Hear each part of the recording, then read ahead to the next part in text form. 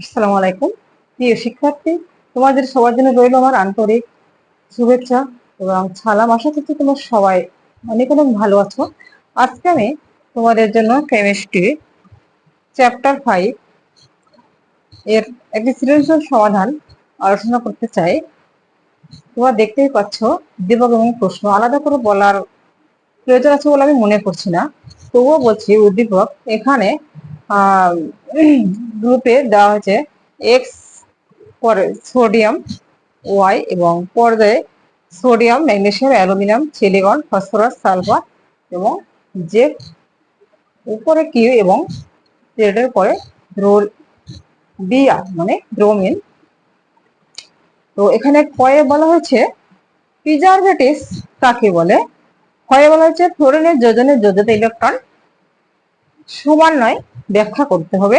গয়ে বলা হচ্ছে ওয়াই এবং জেড মৌল দুটি দ্বারা গঠিত যৌগটি উচ্চ গণনাঙ্ক ও উচ্চ স্ফুটনাঙ্ক বিশিষ্ট ব্যাখ্যা করো। ঘয়ে বলা হচ্ছে x Z O Q Q অণুর মধ্যে বন্ধন কি একই প্রকৃতির যুক্তি সহ বিশ্লেষণ করো।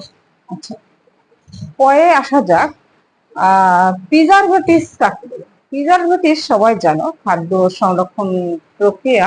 তো যে যেসব রাসায়নিক দ্রব্য খাদ্য সামগ্রীতে প্রবেশ করালে খাদ্য সামগ্রী প্রয়োগ করানো হলে খাদ্য গুলো নষ্ট হয় না, পচে যায় না, ব্যাকটেরিয়া জন্মায় না, তাকে প্রিজারভেটিভস বলা হয়। এই প্রক্রিয়াকে প্রিজারভেটিভস বলা হয়। ক্ষয়ে বলা হয়েছে ফ্লোরিনের যোজনের যোজ্যতা ইলেকট্রন সমান নয়। ফ্লোরিনের ইলেকট্রন বিন্যাস যদি আমরা দেখি, ফ্লোরিন ফ্লোরিন হচ্ছে 9, তাহলে 1s 2s2 2p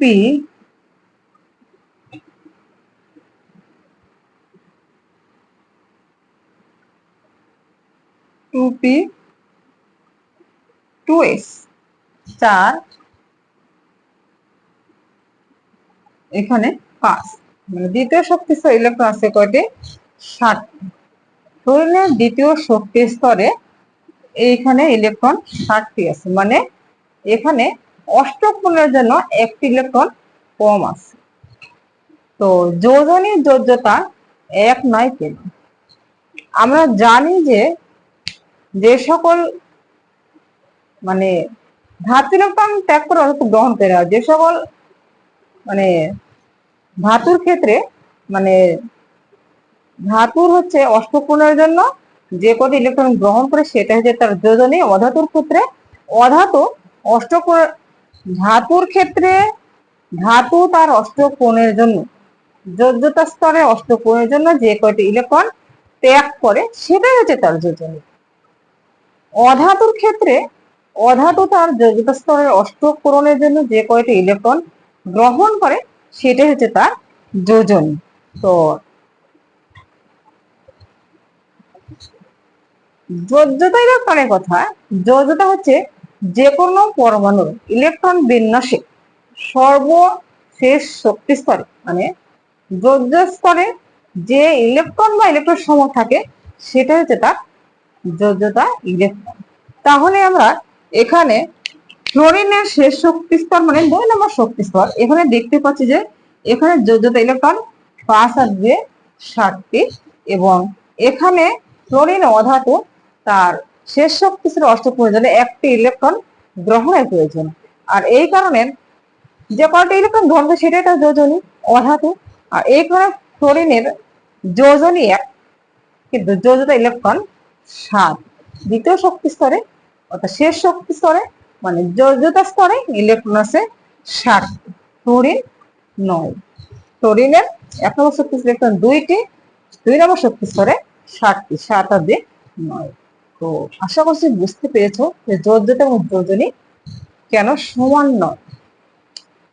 গয়ে বলা হয়েছে ওয়াই ও জেড মৌল দুটি দ্বারা গঠিত যৌগটি উচ্চ গলনাঙ্ক উচ্চ স্ফুটনাঙ্ক বিশিষ্ট ব্যাখ্যা। ওয়াই ও জেড মৌলটি কি ও আমরা কিভাবে চিহ্নিত করব এখানে সোডিয়াম, তারপরে গ্রুপ একই গ্রুপে তার নিচে ঠিক ওয়াই, মানে এটা হচ্ছে পটাশিয়াম, তাহলে ওয়াই। জেড এখানে sodium, magnesium, aluminium, silicon, phosphorus, sulphur, এরপরে ক্লোরিন আমরা সবাই জানি। তাহলে এখানে পটাশিয়াম আর ক্লোরিন, মানে পটাশিয়াম ক্লোরাইড। পটাশিয়াম এবং ক্লোরিন এর অ্যান্সার পটাশিয়াম আর ক্লোরিন। পটাশিয়াম ক্লোরিনের যদি আমরা ইলেকট্রন বিন্যাস করি তাহলে পটাশিয়াম আর chlorine, potassium 1s 2s2 2p6 3s2 3p6 4s1। এখানে 3d কেন নাই সবাই জানো, এটি হচ্ছে অরবিটালের শক্তির ক্রম অনুসারে। আমরা জানি যে অরবিটালে শক্তির কোণ, সেখানে ইলেকট্রন আগে প্রবেশ করে। এখানে 3d চেয়ে 4s এর শক্তি কম, এই জন্য 3d ওভার করে 4s ইলেকট্রন আগে প্রবেশ করেছে। তো এটা হচ্ছে পটাশিয়াম ইলেকট্রন। এবং আরেকটা কি এখানে হচ্ছে ক্লোরিন।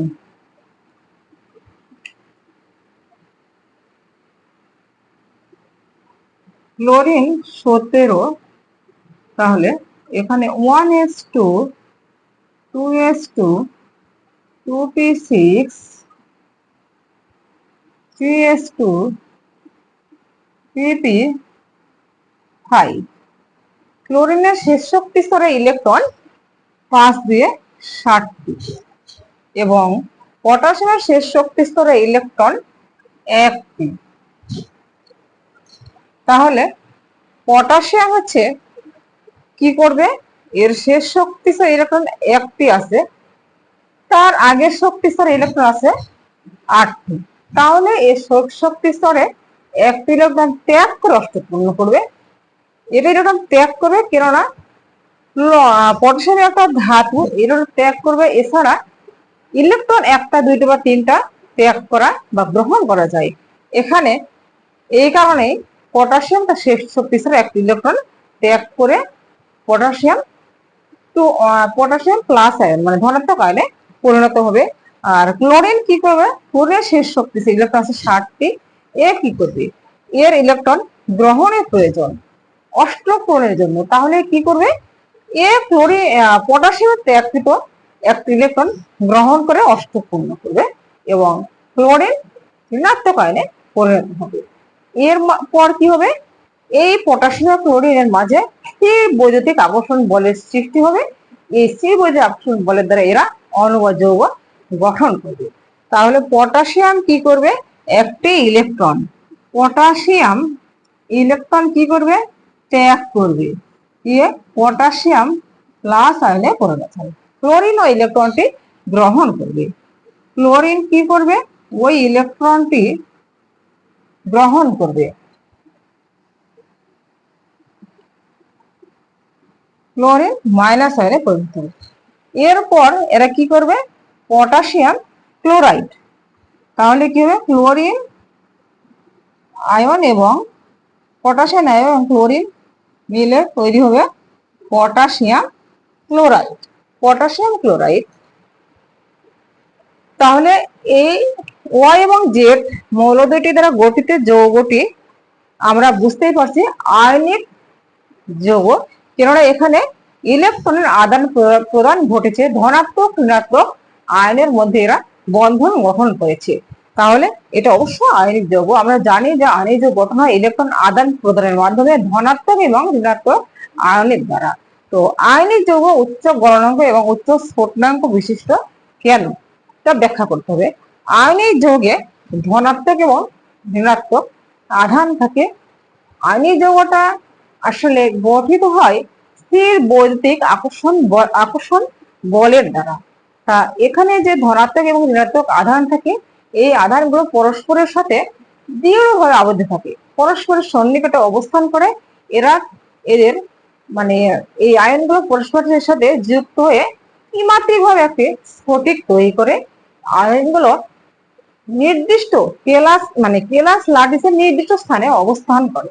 এদের ভিতরে আণবিক আকর্ষণ ক্ষমতা অনেক বেশি, কারণ এরা পরস্পরের সাথে সুদৃঢ়ভাবে আবদ্ধ থাকে। এদেরকে পরস্পর থেকে আলাদা করতে, বিচ্ছিন্ন করতে, গলিয়ে ফেলতে অনেক বেশি তাপ শক্তির প্রয়োজন হয়। আর এই কারণে আয়নিক যৌগের গলনাঙ্ক এবং স্ফুটনাঙ্ক অনেক বেশি। এই বন্ধনটাকে চিত্রের মাধ্যমে দেখা যায়। আয়নিক বন্ধন কিভাবে গঠন হয় চিত্রের সাহায্যে। এখানে পটাশিয়াম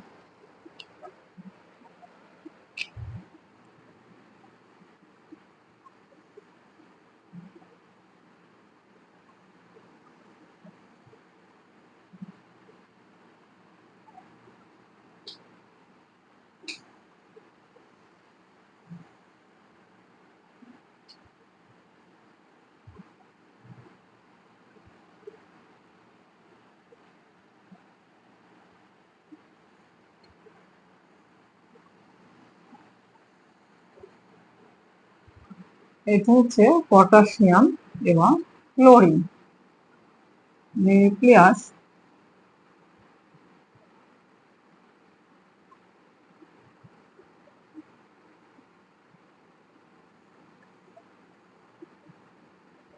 দুই নম্বর শক্তিস্তর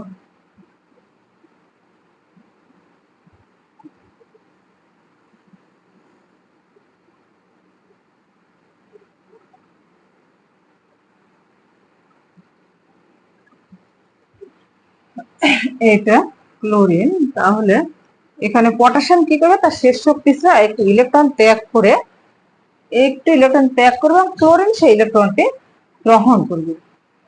পটাশিয়াম একটি ইলেকট্রন ত্যাগ করে ক্লোরিন এই ইলেকট্রনটি গ্রহণ করবে। তাহলে কি দাঁড়ায়, তাহলে হচ্ছে এইখান থেকে আমরা যেটা পাচ্ছি, পটাশিয়াম এইটা নিউক্লিয়াস 1 নম্বর শক্তি স্তর, 2 নম্বর শক্তি স্তর,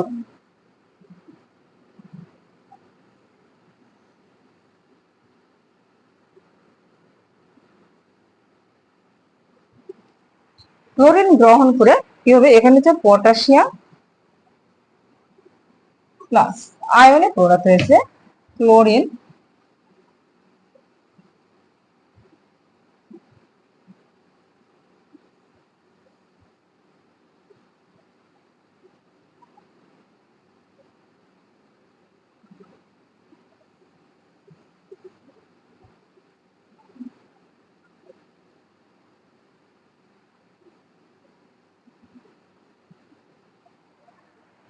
পটাশিয়ামের ত্যাগকৃত ইলেকট্রন গ্রহণ করে অষ্টক পূরণ করছে। আর পটাশিয়াম তার শেষ ইলেকট্রন ত্যাগ করে অষ্টক পূরণ করছে। আর ক্লোরিন কি করছে, পটাশিয়ামের ত্যাগকৃত ইলেকট্রন গ্রহণ করে, ক্লোরিন গ্রহণ করছে তোমরা জানো, ক্লোরিন গ্রহণ করে অষ্টক পূর্ণ করেছে। এরপরে এদের মধ্যে একজন স্থির বৈদ্যুতিক আকর্ষণ বলের সৃষ্টি হয়।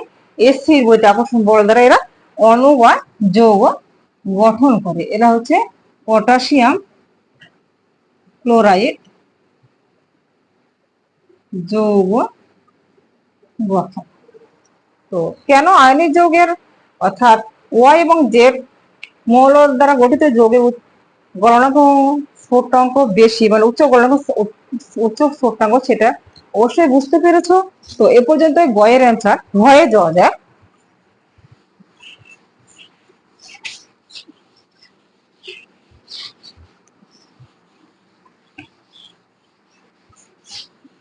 ভয়ে বলা হয়েছে x Y O Q Q অণুর মধ্যে বন্ধন কি একই প্রকৃতির।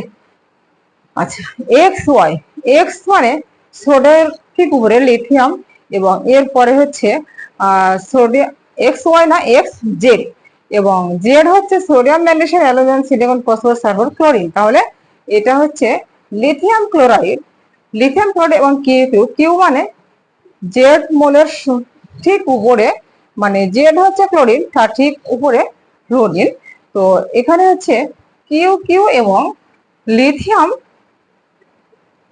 এখানে হচ্ছে যে লিথিয়াম ক্লোরাইড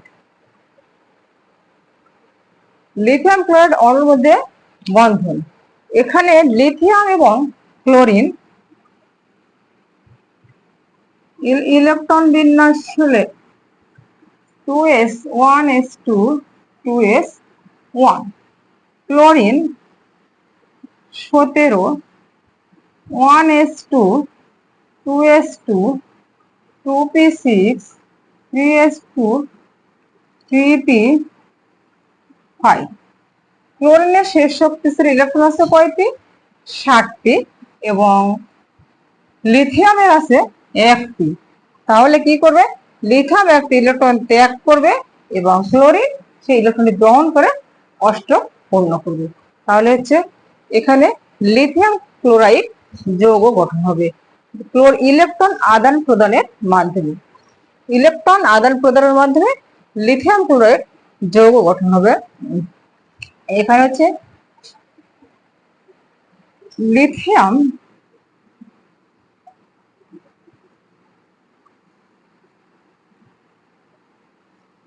আর ক্লোরিন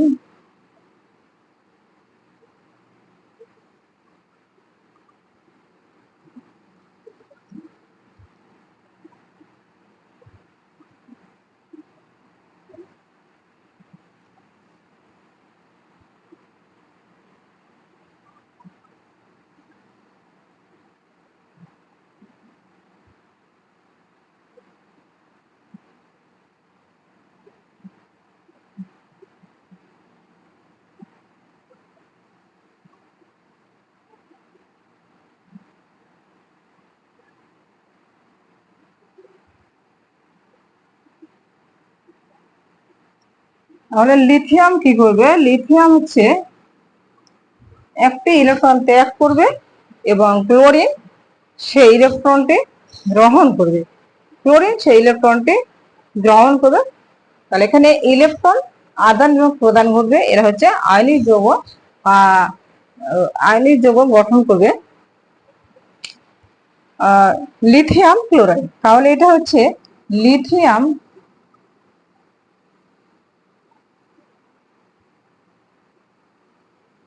এটা নিউক্লিয়াস, লিথিয়াম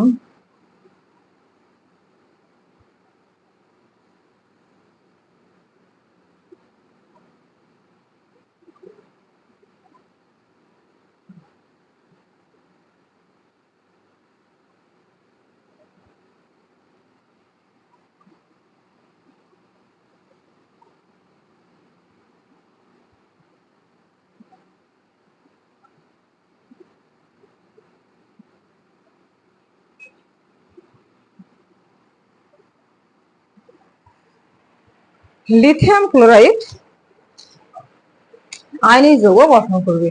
আর এখানে হচ্ছে বলা হয়েছে কি এবং কিউ অণু, কি এবং কিউ ফ্লোরিন। এখানে কি এবং কিউ হচ্ছে ফ্লোরিন। ফ্লোরিনের ইলেকট্রন বিন্যাস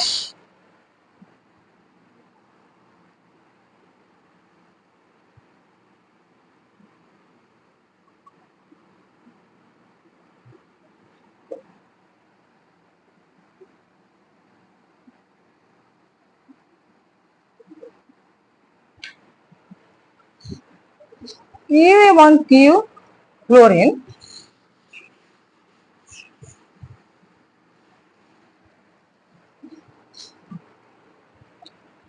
ফ্লোরিন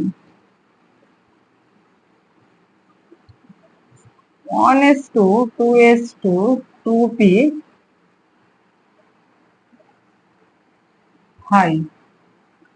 এখানে ফ্লোরিনের শেষ শক্তির 60টি ইলেকট্রন আছে। এখানে বলা যে কিউ কিউ মানে দুইটা ফ্লোরিন পরমাণুর মধ্যে যে বন্ধন, তাহলে দুইটা ফ্লোরিন পরমাণু যদি হয়, এখানে ফ্লোরিন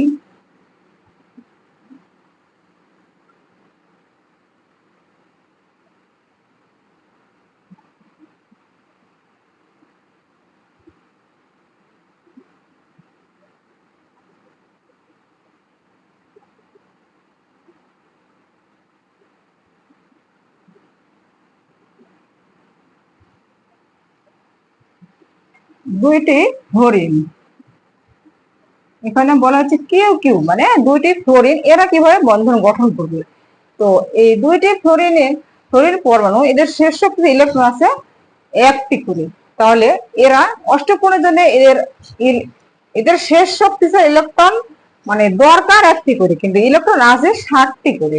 তাহলে এদের একটি করে ইলেকট্রন গ্রহণের প্রয়োজন, কিন্তু দুজনই তো মানে দুইটাই ফ্লোরিন পরমাণু, দুজনেরই ইলেকট্রন গ্রহণের প্রয়োজন, কেননা দুজনে অধাতু দুজন ইলেকট্রন গ্রহণ করবে। তাহলে এরা কিভাবে যৌগ গঠন করবে, মানে বন্ধন সৃষ্টি করবে কিভাবে? এরা এরা হচ্ছে এরা বন্ধন সৃষ্টি করবে উভয় পরমাণুর শেষ শক্তি ইলেকট্রন শেয়ারের মাধ্যমে। ফ্লোরিনের শেষ শক্তি যে একটি ইলেকট্রন আছে, এখানে ফ্লোরিনের শেষ শক্তিতে একটি ইলেকট্রন। এই যে জোড়া ইলেকট্রন 1 1 2, এই জোড়া ইলেকট্রন উভয় পরমাণুর নিকটে অবস্থান করবে। এই জোড়া ইলেকট্রন দ্বারা এরা সংযুক্ত হবে। এভাবে হচ্ছে ফ্লোরিন ফ্লোরিন ওর মধ্যে বন্ধন সৃষ্টি হবে। এটা হচ্ছে ফ্লোরিনের নিউক্লিয়াস, এটা 1 নম্বর শক্তি স্তর, এটা 2 নম্বর, 2 4 6 এটা ফ্লোরিনের নিউক্লিয়াস, এটা 2 নম্বর শক্তি স্তর, এটা হচ্ছে 1 নম্বর শক্তি স্তর, এটা 2 নম্বর শক্তি স্তর, 2 4 6, এটাও ফ্লোরিন, এটাও ফ্লোরিন। তাহলে ফ্লোরিন কিভাবে বন্ধন সৃষ্টি করছে? ফ্লোরিন পরমাণু হচ্ছে ইলেকট্রন শেয়ারের মাধ্যমে সমযোজী বন্ধন সৃষ্টি করছে। তাহলে এক্স ওয়াই ও যে মানে কেউ কেউ অণুর মধ্যে বন্ধন কি একই প্রকৃতির যে কথা বলা হয়েছে, সেটা তো আমরা কি বুঝতে পারছি যে এই দুটাতে বন্ধন অবশ্যই একই প্রকৃতির নয়। কেননা এখানে লিথিয়াম ক্লোরাইড ইলেকট্রন আদান প্রদানের মাধ্যমে বন্ধন গঠন করেছে, এটা হচ্ছে আয়নিক বন্ধন। এখানে ইলেকট্রন আদান প্রদান ঘটেছে, আয়নিক বন্ধনের মধ্যে এই বন্ধন সৃষ্টি হচ্ছে। অপরদিকে ফ্লোরিন ফ্লোরিন এদের শেষ শক্তি স্তরে, এরা কি দুইটাই ধাতু, এরা শেষ শক্তি স্তরে ইলেকট্রন শেয়ারের মাধ্যমে সমযোজী বন্ধন গঠন করেছে। এরা হচ্ছে দুজনে অধাতু, তার মানে এই বন্ধন একই প্রকৃতির নয়। এভাবেই মানে আমরা চিত্র মাধ্যমে আমরা এভাবে ব্যাখ্যাটা দিতে পারি। এই পর্যন্তই, কারণ এখানে অতিরিক্ত বলার প্রয়োজন নেই। এখানে শুধু বলা হয়েছে বন্ধন মানে একই প্রকৃতির কিনা, তাহলে আমরা স্পষ্ট বুঝতে পারছি যে এই বন্ধন দুটি একই প্রকৃতির নয়। এখানে একটা হচ্ছে আয়নিক বন্ধন, এরপরটি সমযোজী বন্ধন। তো এ পর্যন্তই, ভালো থেকো, থ্যাংক ইউ, খোদা হাফেজ।